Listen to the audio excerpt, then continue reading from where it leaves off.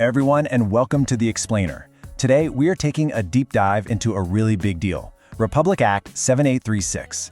You might know it as the Philippine Teachers Professionalization Act of 1994. This is the landmark law that literally changed the game for every single teacher in the Philippines. So, let's start with a big question. What actually makes a teacher a professional here in the Philippines? Is it just having a degree, or is there more to it? Well, that's the exact question this law answers, and we're about to break down how it all works. To really get why this law was so important, we've got to rewind the clock a bit. Let's take a look at what things were like before 1994. Why was there this sudden, urgent push to professionalize the entire teaching field? Okay, so picture this. Before this act, it was kind of like the Wild West for teacher qualifications. Standards were all over the place, there were different ways to get eligible, and no single group was really in charge.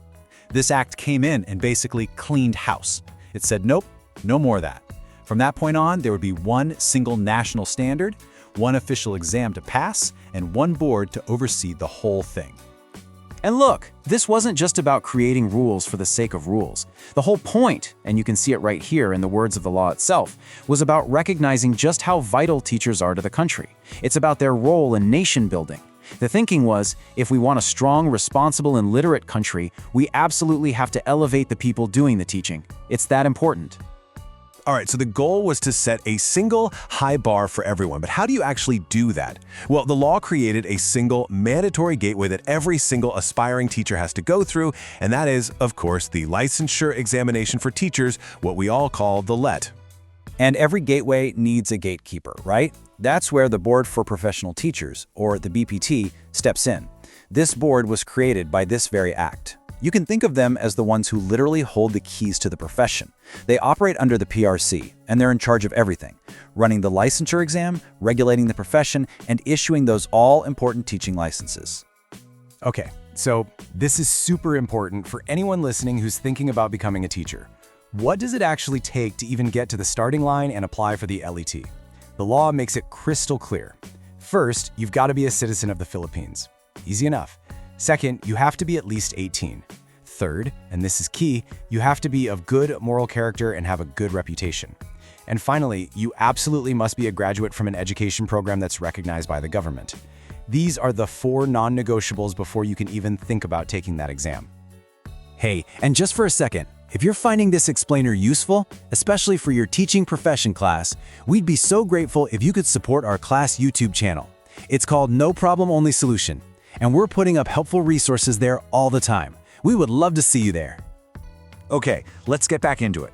So, you've checked all the boxes on that qualification list, you've sent in your application, now what? What's the test actually like? Well, the law provides a really clear blueprint for that as well. So, the way the test is set up is pretty logical, but there's a key difference you need to know about. Whether you're aiming for elementary or secondary, you'll be tested on professional education and general education. But if you're going for secondary, there's a huge third part, your field of specialization. So it's not enough to just know how to teach, you've got to prove you know what you're teaching, inside and out. So you finish the exam, you hand it in, and then comes the hard part, the waiting.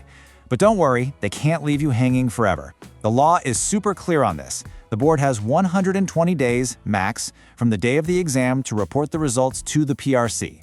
And then that amazing day comes. You see your name on the list. You passed. Seriously, congratulations. But wait, passing the test isn't the finish line. It's actually the start of the next phase. So what happens now? So how do you turn that passing score into that official professional license? There are a few crucial steps. First, you get your official rating. Then, you're issued a certificate of registration, which is the document that legally says you have the right to practice. Next comes the professional oath. This is where you formally commit yourself to the ethics and responsibilities of being a teacher. It's a big moment. And finally, you receive your professional license, that official ID that you'll carry with you. But you know, getting that license, that's not the end. Not by a long shot. It's really just the beginning of a lifelong commitment to upholding a professional and ethical standard. And the law is very clear about what that commitment means. And make no mistake, that title of professional teacher comes with real weight and real accountability. Your license can be suspended or even totally revoked for some very serious reasons. We're talking about things like criminal convictions or unprofessional conduct, of course, but also gross incompetence, being caught for fraud in getting your license in the first place, or violating the code of ethics. And this is a big one. Even just not keeping up with your required professional development can put your license at risk. And just to show you they're not kidding around, the law has some serious teeth. Anyone caught practicing illegally without a license, or any licensed teacher who violates the act, could face pretty hefty fines, or even jail time.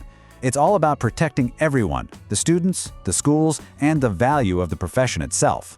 So when you look back, it's absolutely clear that this law was a huge game changer. It established the professional framework that has defined teaching in the Philippines for decades. But it also makes you think, right? This law set the standard for 1994. In a world that's changing so fast, what's next? So I'm going to throw that question to you. What do you think the future of teacher professionalization looks like? Seriously, what are your thoughts? Drop them in the comments below. We genuinely want to know what you think. And hey, if you haven't already, make sure to subscribe because we've got more explainers coming for your subject, the teaching profession, all semester. You're not going to want to miss them.